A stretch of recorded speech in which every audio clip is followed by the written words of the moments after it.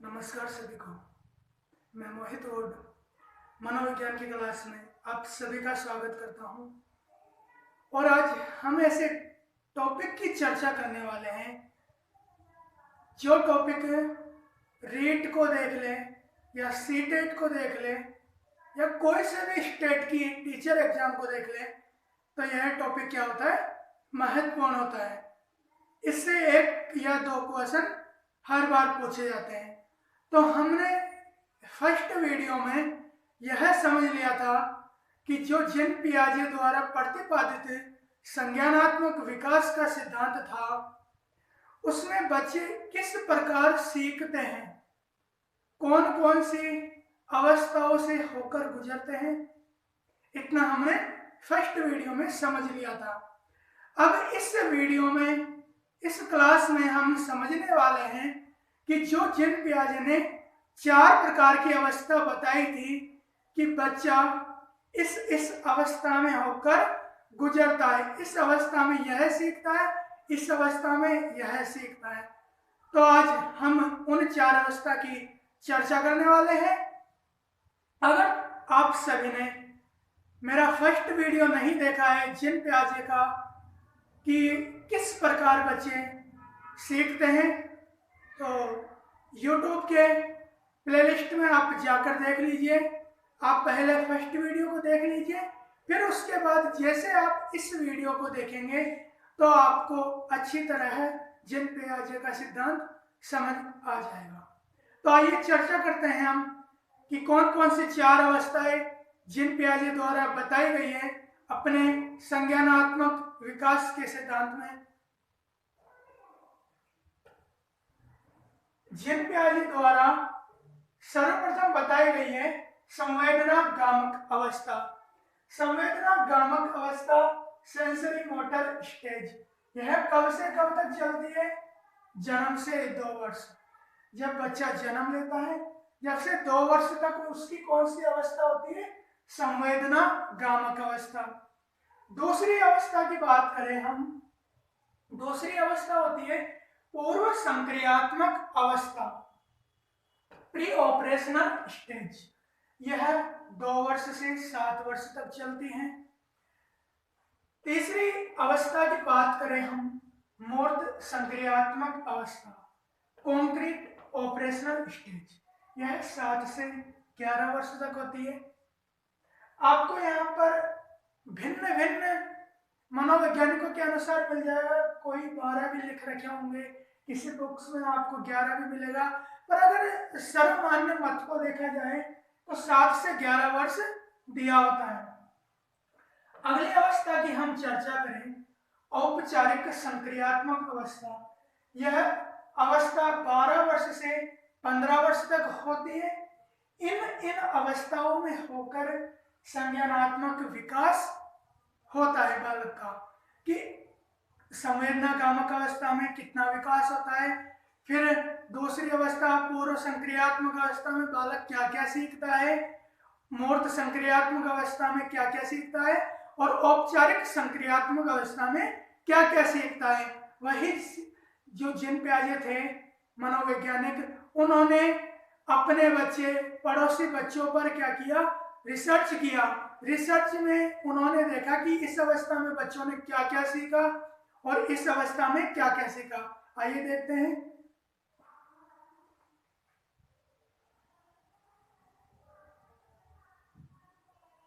सर्वप्रथम प्रथम अवस्था थी हमारी संवेदना गामक अवस्था। वहां चर्चा कर ली थी अवस्था कब से कब तक होती है? जन्म से 2 वर्ष तक। अब ये देखिए, ये समझने की बात है कि ये अवस्था संवेदना गामक अवस्था है, तो इसका नाम संवेदना गामक क्यों है? संवेदना, इसमें 2 शब्द थे। प्रथम हमने लिया संवेदना और द्वितीय है गामक। अगर हम इन दोनों का अर्थ समझ लेते हैं तो हमारी यह अवस्था क्लियर हो जाएगी। संवेदना, संवेदना का अर्थ में साधारण सिंपल भाषा में बता देना चाहता हूं कि संवेदना हमारी जो प्रथम इंद्रिय जन्य ज्ञान होता है, आंख, कान, नाक, त्वचा, जीभ, इत्यादि के द्वारा हम क्या करते हैं, प्रत्यक्ष अनुभव करते हैं। इंद्रियों के द्वारा, संवेदनाओं के द्वारा, उसे क्या कहा जाता है, संवेदना। गामक, जो दूसरा वर्ड था हमारा गामक, गामक का सामान्य तात्पर्य लेते हैं कि शरीर के द्वारा की जाने वाली क्रिया। अब इसमें दो ही बात हुई थी, संवेदना और गामक। संवेदना में क्या होता है कि बच्चा इंद्रियों के द्वारा ज्ञान अर्जन करता है और गामक के द्वारा, शरीर के द्वारा सीखता है। अब कैसे, देखिए, बालक में देखने, पकड़ने, चूसने और छूने इत्यादि क्षमताओं का विकास हो जाता है। कौन सी अवस्था में, संवेदना गामक अवस्था में क्या हो जाता है, देखने, पकड़ने, चूसने और छूने का विकास। आप सभी को भी पता होगा कि आप सभी इस अवस्था से होकर गुजरे हैं। जन्म से 2 वर्ष तक के बीच में बालक क्या सीख जाता है, देखना सीख जाता है, किसी चीज को पकड़ना सीख जाता है, चूसना सीख जाता है, छूना सीख जाता है। फोटो में आपको दिख रहा होगा, ये बालक है, बॉल को क्या कर रहा है, मुंह में ले रहा है। ये बालक देखिए, और ये क्या कर रहे हैं, देख रहे हैं, किसी चीज को देखना सीख जाते हैं।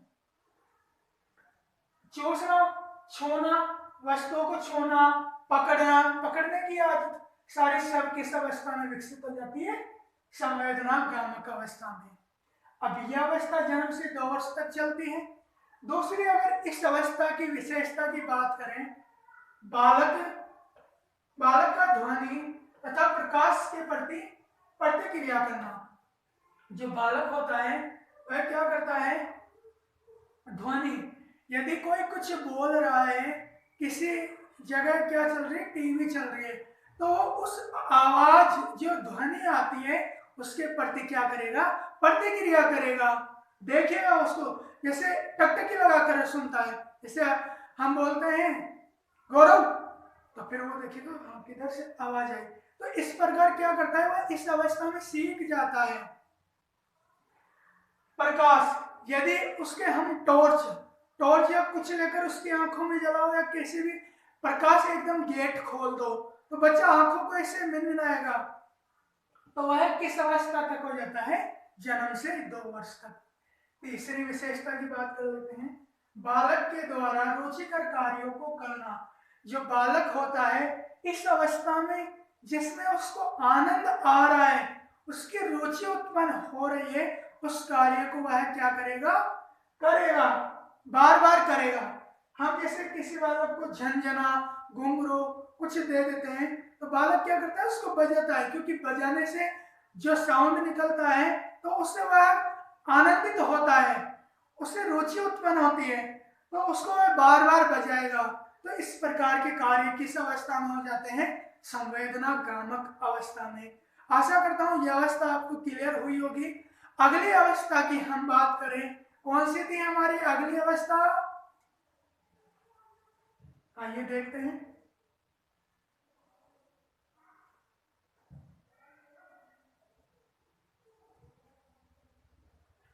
पूर्व संक्रियात्मक अवस्था, 2 से 7 वर्ष। मैंने आपको बता दी थी कि 2 वर्ष तक कौन सी अवस्था चलती है हमारी, जन्म से 2 वर्ष तक संवेदना गामक अवस्था। और जो हमारी ये पूर्व संक्रियात्मक अवस्था है, इसका काल होता है 2 वर्ष से 7 वर्ष तक। अब इस अवस्था में जिन प्याजे ने इस एज के बच्चों को लिया और देखा कि इस एज में बच्चे किस प्रकार सीख रहे हैं और क्या क्या सीख रहे हैं, आइए देखो कि बच्चे ने क्या क्या सीखा।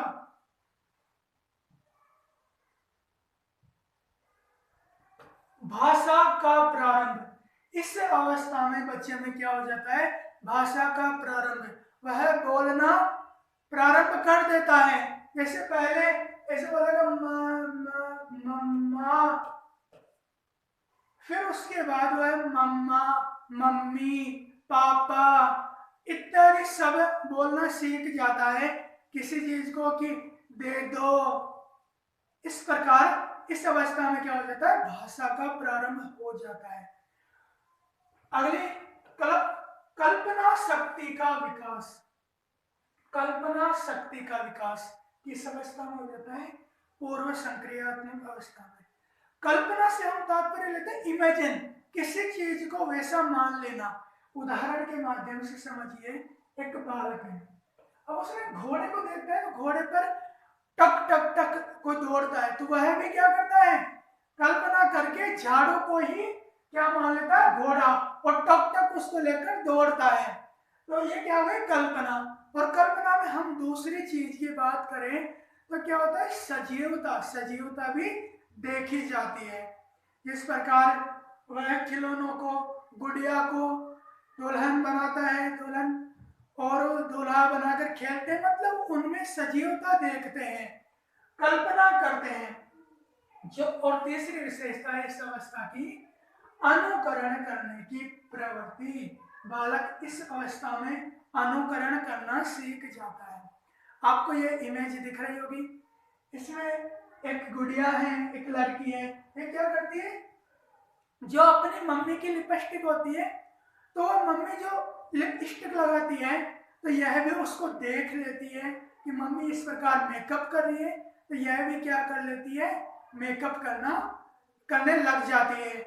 उस जो मम्मी की चीजें रखी होती है मेकअप करने की, उनको लेकर यह भी अपने मुंह पे लगाने लग जाती है। तो इस प्रकार बालकों में अनुकरण करने की क्षमता भी विकसित हो जाती है। अगर हम अगली विशेषता की बात करें, अनुपातों में अंतर नहीं कर पाना, बहुत ही इंपॉर्टेंट विशेषता है यह संज्ञानात्मक विकास में, कि इस अवस्था में बच्चा क्या नहीं सीखता है। जिन पियाजे ने खुद एक्सपेरिमेंट किया, रिसर्च किया, उसके बाद पता लगाया अनुपातों में अंतर नहीं कर पाना। किस प्रकार? एक बालक को, ये क्या है? सकड़ी नली वाला ग्लास है, और एक क्या है? बाउल, कटोरी है। दोनों में क्या भरा हुआ है? मिल्क भरा हुआ है।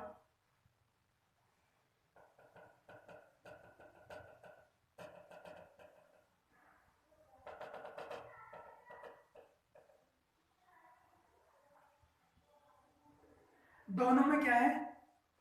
बराबर दूध भरा हुआ है। अब बालक को कहेंगे कि कौन से में दूध ज्यादा है, तो बालक क्या करता है कि जो सकड़ा ग्लास है उसमें उसको फुल भरा हुआ दूध दिख रहा है, तो वह सोचता है कि इसमें क्या है? दूध ज्यादा है। और इस कटोरी में, जो चौड़ी कटोरी थी, उसमें क्या है? उसमें दूध कम लगता है उसको। वह इसमें अंतर नहीं कर पाता है कि दोनों में दूध तो क्या है? उसकी क्वांटिटी बराबर है। पर बच्चा किसको पहले लेगा? इसमें, कि इसमें क्या है? दूध ज्यादा है। उसी प्रकार आप क्या करते हैं? बच्चों को कॉइन दो, एक तो 10 का नोट दो उन्हें, या फिर उनको एक एक के 10 सिक्के दे दो। बालक किस में खुश होगा? उन 10 सिक्कों में खुश होगा। उसको बहुत सारे लगेंगे, पर उसे यह पता नहीं है इस अवस्था में कि उन सिक्कों की का भी मूल्य उतना ही है जितना उस 10 रुपए के नोट का है। तो बालक क्या करता है? इस अवस्था में अनुपात में अंतर नहीं कर पाता है। अगली विशेषता है जिज्ञासु प्रवृत्ति का विकास। बालक में क्या होता है? जिज्ञासु, किसी चीज के बारे में जानने की क्या हो जाती है? प्रवृत्ति विकसित हो जाती है। जैसे यह क्यों हुआ, कैसे हुआ, यह कब आया, इस प्रकार के क्वेश्चन करने लग जाते हैं बच्चे। और अगली जो हमारी विशेषता थी, बालक इस अवस्था में रटकर सीखते हैं, न कि समझकर। यह हमारे लिए व्यवहार में भी इस सिद्धांत को प्रयोग करने की जरूरत है, क्योंकि हमने यह देखा ना कि बालक इस अवस्था में रटकर सीखते हैं। जब ही तो बालकों को इस अवस्था में स्कूल में क्या सिखाया जाता है कि आप वर्णमाला याद कर लो, A for apple, B for ball, C for cat, तो उनको 2 1 जा 2, 2 2 जा 4, ये सब क्या कर दिया जाता है? रटा दिया जाता है, न कि उनको समझाया जाता है। जब बालक इस अवस्था में रट लेगा, सीख जाएगा, फिर उसके बाद जो अगली अवस्था आएगी उसमें उनका प्रयोग करना सीखता है। जब समझता है वह इस अवस्था में तो क्या सीखता है, केवल रटकर ही सीखता है। पूर्व संक्रियात्मक अवस्था में हमने काफी कुछ समझा कि बालक क्या क्या सीखते हैं। अगली अवस्था की हम चर्चा करते हैं, मूर्त संक्रियात्मक अवस्था, कॉन्क्रीट ऑपरेशनल स्टेज। यह अवस्था 7 से 11 वर्ष तक चलती है। मूर्त, इसमें हमें सिर्फ मूर्त शब्द को समझने की जरूरत है। दो शब्द होते हैं, मूर्त, अमूर्त। यदि हमने इन दोनों शब्दों को समझ लिया तो हम इस अवस्था के बारे में सामान्य तरीके से समझ सकते हैं। मूर्त, अमूर्त। मूर्त क्या होता है, जो चीज हमारे सामने है, प्रत्यक्ष जो हमें दिख रही है, अस्तित्व में है वो चीज। जैसे ये मार्कर है, मार्कर क्या है, मूर्त है, यह अस्तित्व में है और मुझे दिख रहा है, तो यह क्या कहलाएगा, मूर्त। और जो चीज मुझे नहीं दिख रही है और वो चीज है, अस्तित्व में है और मुझे नहीं दिख रही है, अगर मैं उसके बारे में चिंतन करता हूं, या कोई चीज अस्तित्व में नहीं भी है उसके बारे में मैं चिंतन करता हूं, पर वह चीज क्या है, मेरे सामने नहीं है, वह क्या कहलाएगी, अमूर्त। मूर्त जो हमारे सामने है, प्रत्यक्ष में हमें दिख रही है, अस्तित्व में है, मूर्त। अमूर्त जो हमारे सामने नहीं है और अस्तित्व में भी हो सकती है या नहीं हो सकती है, तो उसे क्या कहेंगे, अमूर्त। इस अवस्था में तर्क शक्ति का विकास, लॉजिक, बच्चा में क्या होता है, रीजनिंग, तर्क शक्ति का क्या हो जाता है, विकास। मतलब वह लॉजिक को समझने लग जाता है। मूर्त तार्किक चिंतन की योग्यता, जो मैंने अभी थोड़ी देर पहले बात की थी कि चिंतन, बच्चे का चिंतन इस अवस्था में प्रारंभ तो हो जाता है, पर वह क्या करता है, मूर्त चिंतन करता है, जो उसके सामने है, अस्तित्व में है, उसके बारे में चिंतन करता है, मूर्त तार्किक चिंतन करता है। मतलब चिंतन करना तो प्रारंभ कर देता है। देखिए दोनों को समझिए, यह लड़की दिख रही है, यह क्या करती है, चिंतन तो कर रही है, इसके पास यह रखे हुए हैं, तो इनको यह क्रम वाइज और कलर के अनुसार क्रमबद्ध कर रही है। तो इसका मतलब यह है, इनके बारे में चिंतन कर रही है, ये इसके पास मूर्त है और इनको तर्क शक्ति के द्वारा और मूर्त चिंतन के द्वारा क्या कर रही है, क्रम वाइज इनकी व्यवस्थापन कर रही है, इनका व्यवस्थापन कर रही है। तीसरी जो विशेषता की हम बात करने वाले हैं, अनुपातों में अंतर कर लेना। कितनी अच्छी बात है कि हमने जो पिछली अवस्था समझी उसमें तो बालक क्या था, अनुपातों में अंतर करना नहीं जानता था, पर इस अवस्था में अनुपातों में क्या कर लेता है, अंतर करना सीख जाता है। वह बता सकता है, एक हम उसके सामने एक 5 kg का लोहे का बर्तन रखो और एक 5 kg रुई रखो। अब बच्चा क्या करेगा, रुई तो फैली हुई होती है, रुई तो काफी उसमें दिखती है, और जो 5 किलो का कुछ भी लोहे का पात्र है वह तो कितना से दिखेगा, इतना सा। तो बच्चा क्या करेगा, इस अवस्था में बता देगा कि दोनों का भार तो क्या है, समान है, बस जिसका आकार है, रुई आकार में ज्यादा दिख रही है, पर और यह होता है 5 kg का कोई भी वस्तु है, वह क्या दिख रही है, आकार में कम दिख रही है। बस उनमें अनुपातों में अंतर करना तो सीख जाता है। अगली जो विशेषता है, कल्पना के स्थान पर तथ्यों को जानना। अब पहले वह केवल कल्पना करता था कि हाँ ऐसा होना चाहिए, कि ऐसा हो तो मैं इससे ऐसा कर सकता हूँ, पर अब क्या करने लग गया, वो तथ्यों को जानने लग गया कि ऐसा हो सकता है या नहीं हो सकता, तो तथ्यों के बारे में वह जानने लग गया। वस्तुओं को गुणों के आधार पर पहचानना, वस्तुओं को क्या करता है, गुणों के आधार पर पहचानना सीख जाता है। वस्तुओं को गुणों के आधार पर पहचानना सीख जाता है। जैसे एप्पल है, तो ये एप्पल है और ये एप्पल, तो इस एप्पल को अगर ये थोड़ा खराब है तो इसको बता देगा ये खराब है और यह सही है। दूसरी चीज,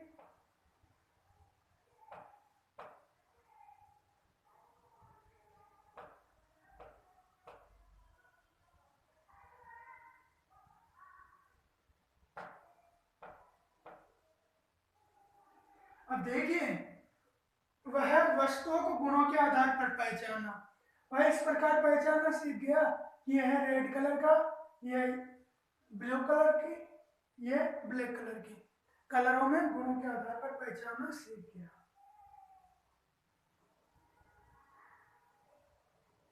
संख्याओं का बोध अर्थात गणित को जानना। बालक क्या करता है, संख्याओं का बोध, संख्याओं को जानने लग जाता है, अर्थात गणित को जानना।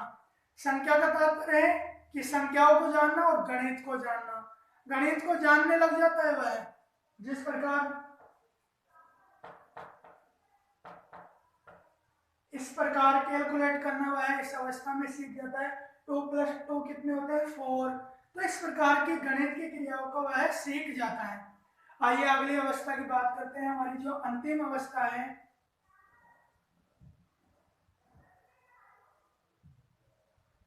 संज्ञानात्मक विकास की जो अंतिम अवस्था है वह औपचारिक संक्रियात्मक अवस्था, फॉर्मल ऑपरेशनल स्टेज। यह अवस्था 12 से 15 वर्ष तक चलती है।